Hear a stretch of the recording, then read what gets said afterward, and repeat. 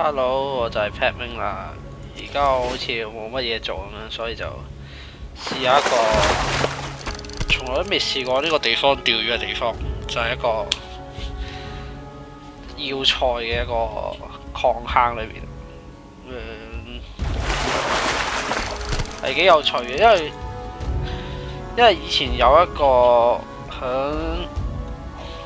好似幾個月之前咧，我睇嗰張網上面一個論壇嘅 post，佢就話呢個水呢個礦坑會釣嗰啲咩？我而家釣咗6條魚，全部都係月牙劍魚嚟，所以就好似冇乜好嘢會釣到。但係究竟會唔會釣到啲好似達拉營嘅地下水道會釣到啲特殊嘅寵物咧？咁啊唔知啊，睇下會唔會有啲特殊嘅出現。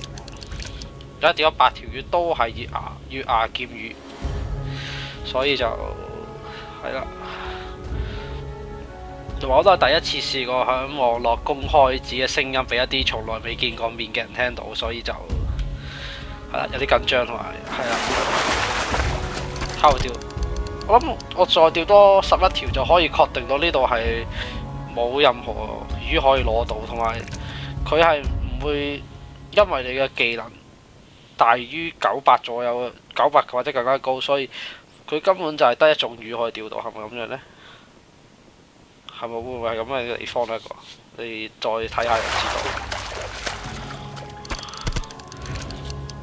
而家釣咗10條魚，10條都係一般，即係佢又唔係細，佢又唔係大，佢係中型嘅月牙劍魚，都係種魚，好似好奇怪咁嘅地方。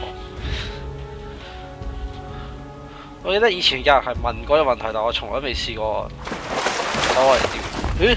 咦？有啲咩？唔知喎。掉喺石頭上，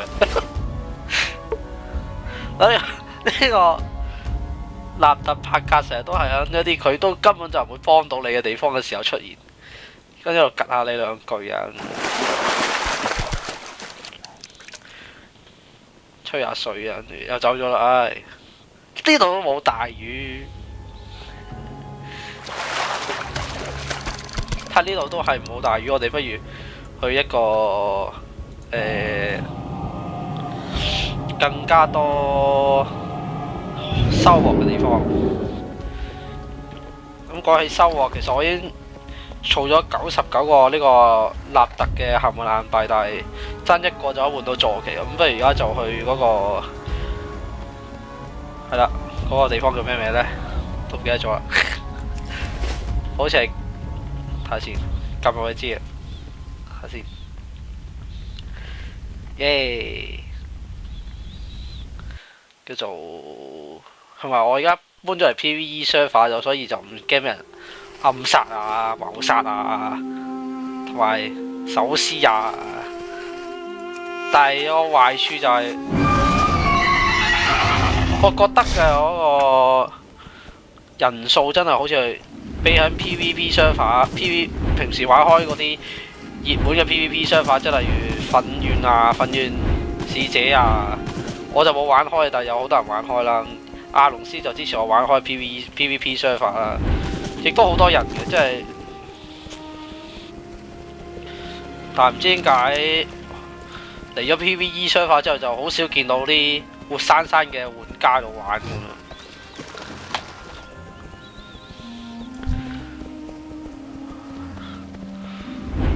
做錄播之前咧，我都花咗半個鐘去搞一啲嘅設定啦，咁樣希望錄出嚟嘅質素好啲，upload 入唔需要太耐咁樣。係咯，咦？呢度好似唔係部落啊！好耐冇唔記得晒啦已經。睇下先啊，最近嘅地方，同埋呢個地圖叫做納確蘭。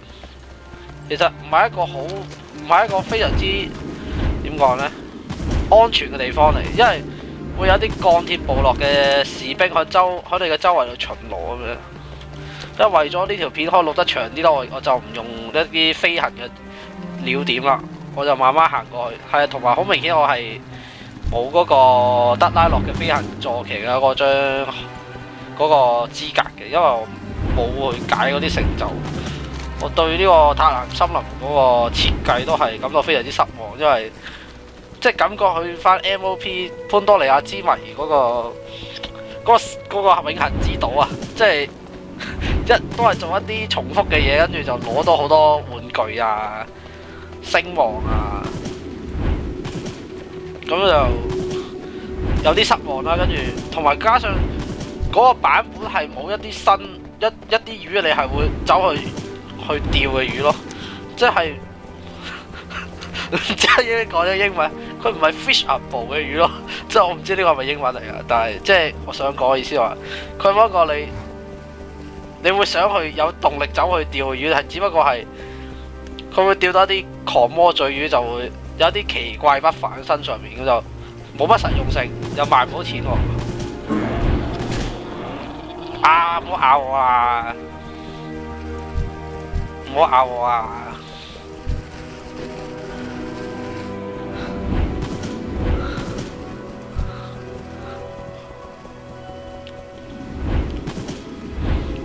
同埋呢個地圖其實個風景係做得好靚嘅，同埋我應該用翻嗰個先嚇，有一個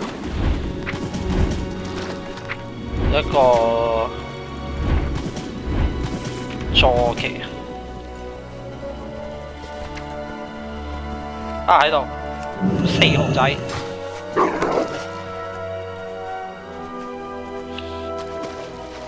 咁你見到我係會好似用嗰啲，應該係個設計師冇諗清楚，咁就你可以坐響座呢個戰鬥坐騎，即係你可以一路進行啲施法啊，一啲攻擊嘅動作或者一啲防守，即係一啲技能啦。咁你就可以一路騎住呢隻叫咩呢？雙狼戰狼啦。咁就同埋我係冇一啲，我又冇一啲係啦，因為我已經太耐冇玩嗰個魔獸，即係都唔係叫冇玩，但係即係我覺得每日都要花2個鐘頭先叫做玩咯。而家係叫做休閒下咁樣，即係做乜就做乜。咁你希望可以釣到嗰個 shit 邊度嚟㗎？照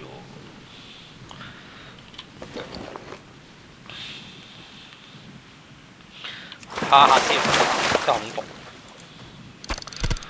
而家就睇下嗰個巨大嘅半水魚啦，我諗應該10分鐘之內就會釣到啦。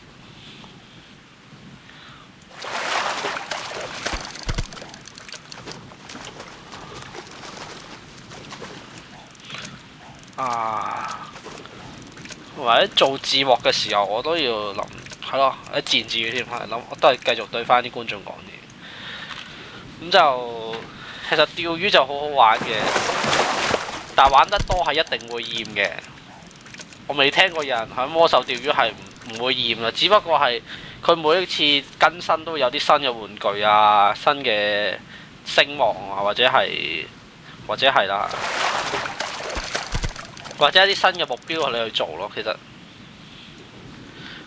唔係一啲純粹一啲智力嘅遊戲啊，所以係有厭一日嘅，同埋係有佢有終點嘅。所以不過個終點就每一次資料片更新咧，都會推後咗終點，你冇好難，即係喺我之前定嗰張 list 係講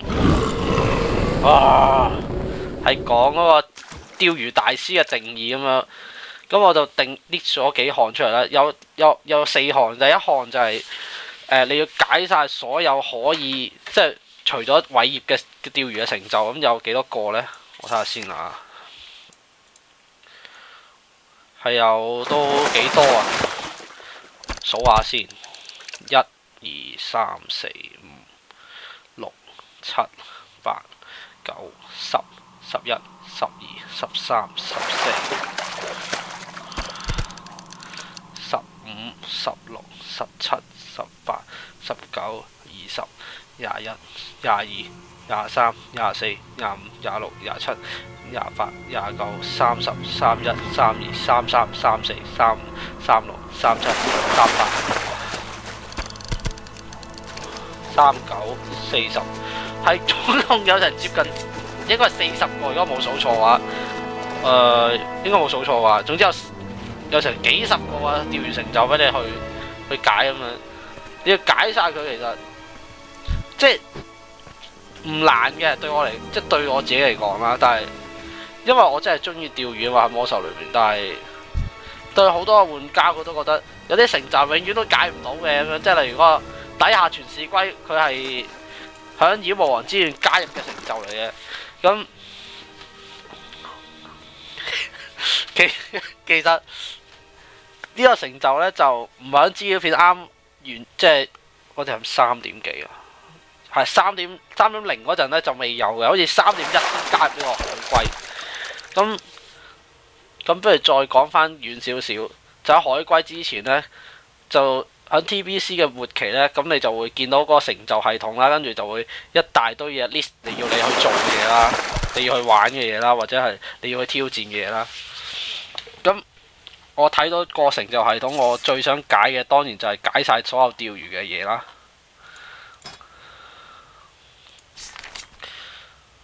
同埋當初呢，即係最初應該咁講，係仲未有呢個釣魚嘅偉業嘅，即係你響妖魔王之願，你釣魚釣到去係咪450啦？總之大概係即係妖魔王之願嗰個頂級啦，應該係啦450。你即係而450係唔包括你啲魚竿啊、附魔效果啊、鞋啊、手套嗰啲附魔特效，嗰啲技能係唔慳嘅，一定要你自己升到嗰個角色嘅 level， 嗰個角色係寫住呢度，你睇唔睇到700就我嗰個角色嘅自身嘅釣魚嘅技能嘅等級啊，係呢個有時寫網頁呢，我都覺得自己好沉氣，因為我每次都會講清楚嗰個概念究竟係啲乜嘢啦。不過係啦，我覺得佢好似個系統唔想俾我釣到咁快釣到，跟住個節目就完咗冇嘢做咯，所以釣多陣啦咁樣。不過我而家其實仲未攞到好多德拉洛嘅釣魚裝備，有啲好好嘅，佢可以加100釣魚等級啦，但我身上面就冇着住，所以就係慢啲嘅，慢啲嘅。咁更加準確就係你即係越多100技能呢，你就多1% 嘅機會釣到呢個巨大嘅半水魚。啊，有出嚟啦！你做乜樣嘅運氣啊？我係唔係好中意呢個NPC 嘅，因為佢有時會走入水度，跟住跳咗死咗啦，跳喺水底度死咗啦。如果你喺水上面釣魚就有呢個問題啊，唔知有冇 fix 到啦，但我諗都冇噶啦。佢有時都係你釣，總之你德拉洛釣魚就一定，你有3級小屋就一定會見到佢啦。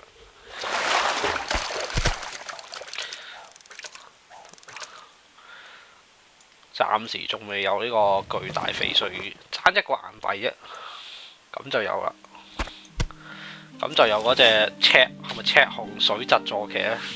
好似係。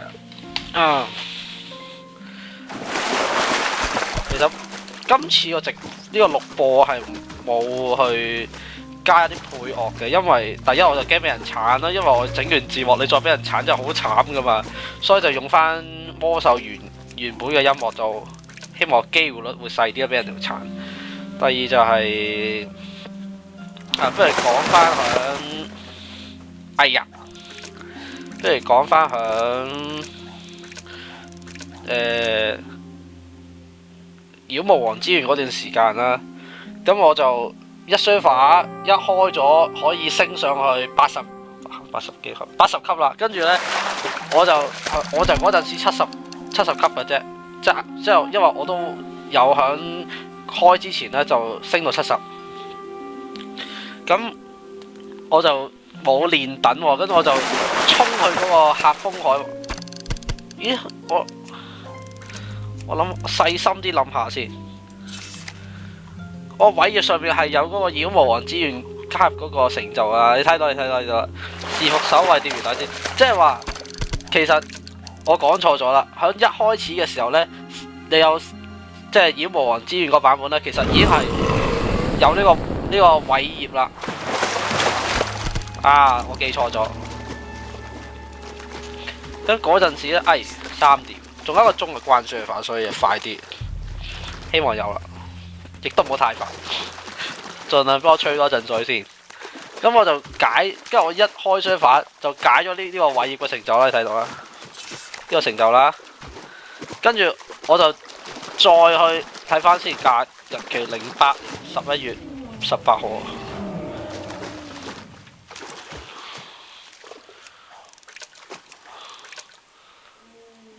你可以見到呢，冇吹水啦，今次08年11月。嗱，我即刻係其實我都係響開嗰個，你可以見到呢，例如呢個10方客呢啲外城吊手啊，或者呢啲1000嘅成就，其實都係響之前已經解咗啦。跟住響呢個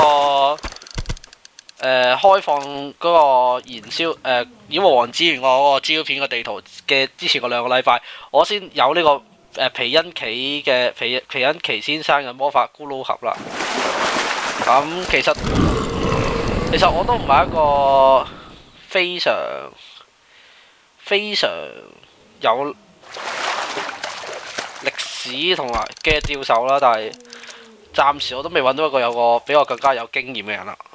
咁就跟住我響大概11日之前呢，就解咗呢個，即係你明㗎啦，11日之前啦，就解咗呢個這也逃不掉了嘅成就。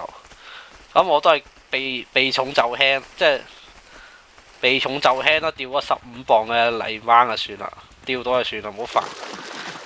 佢越重嗰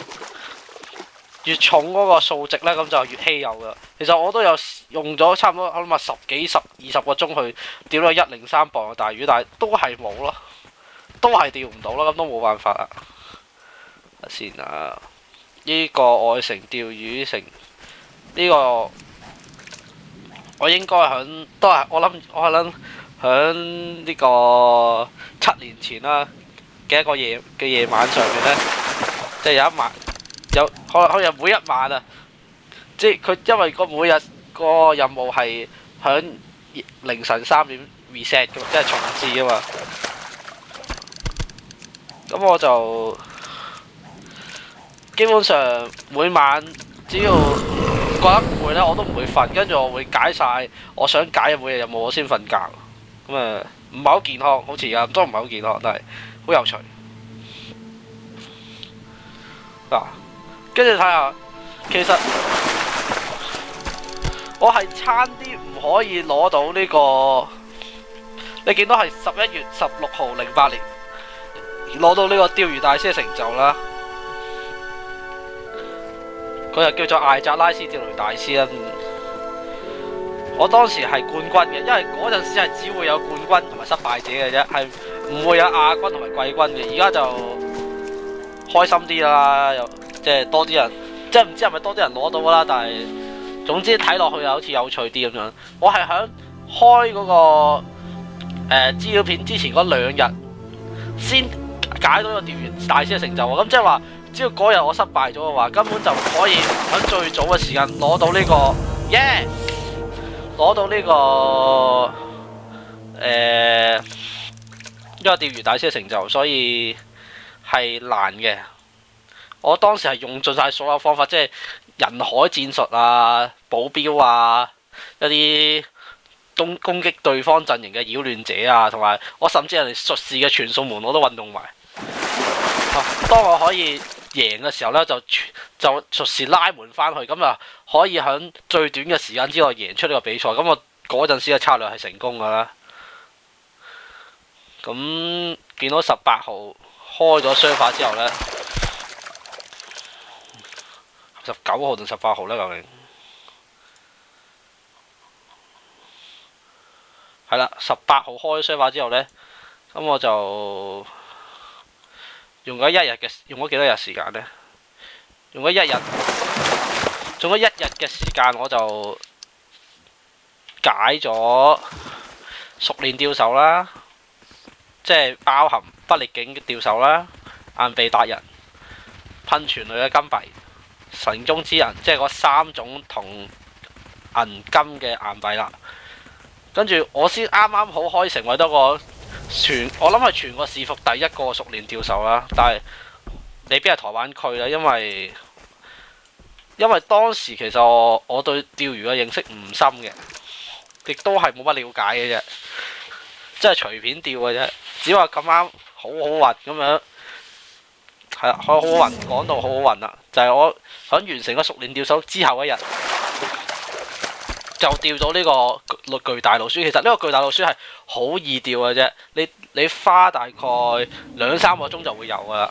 即係你唔好彩嘅話就可能一日啦，但係平均嚟講2-3個鐘就會有，唔難嘅。但係嗰度啲魚係全部唔係好食得嘅，係啊。跟住其實我都睇下先啊，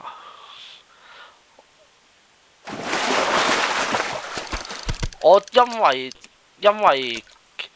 因為我響呢個即係解到巨大老鼠之後，我就去咗 PVE 嗰邊啦。我就冇再不斷咁樣釣好多魚啊咁樣。我都有釣魚，但係我唔係每日都解呢個每日任務咯啦。跟住你見到底下全市龜就係嗰個係啦，底下全市龜應該係響，我諗下呢個應該係3.1嘅嘢嚟㗎，所以我冇解到。但係我都有解到，但係冇個時間唔係接住嘅。咁睇下全市龜啦，跟住之後就已經係大災變啦，即係呢個浩劫與重生啦。大陸叫做大災變，咁其實我應該叫做浩劫與重生之啱嘅，但係唔緊要。我覺得大災變其實好易記啊，易記過呢個浩劫與重生啊，但係唔知啊，是但啦。咁其後就其實我喺呢個遊戲裏面扮演釣魚嘅角色，就係寫好多文章擺上網嘅啫。即係你如果你有分析過我釣魚，即係我連魚餌我都唔記得上嘅。其實我唔係一個專注度好高嘅玩家，同埋我好多時候釣魚嘅時候我都係喺度諗緊好多嘢，所以就係咯，唔好諗咁多。係咯，跟住就解一大堆成就啦，跟住已經冇啦。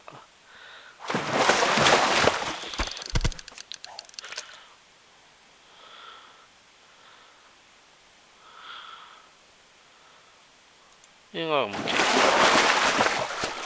我哋睇下嗰個釣魚記錄啊。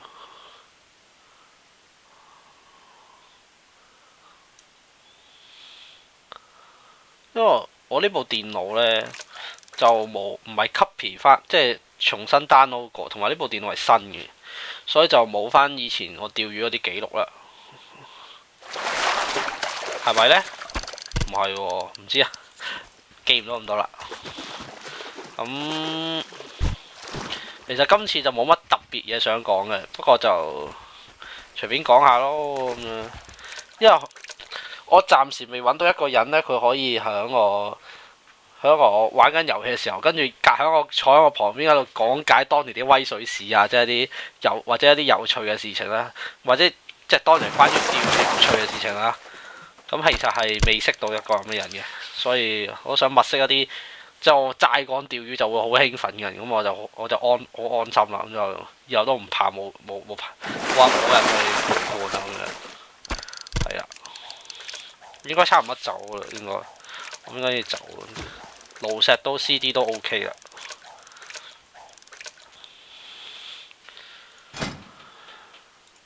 咁呢個我新嘅分支公會啦，但係暫時都冇乜諗頭，都唔知有咩突破冇。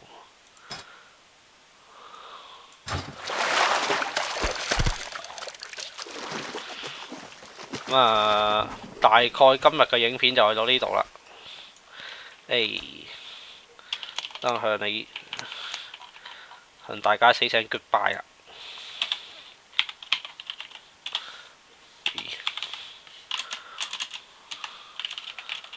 拜拜。旅途愉快。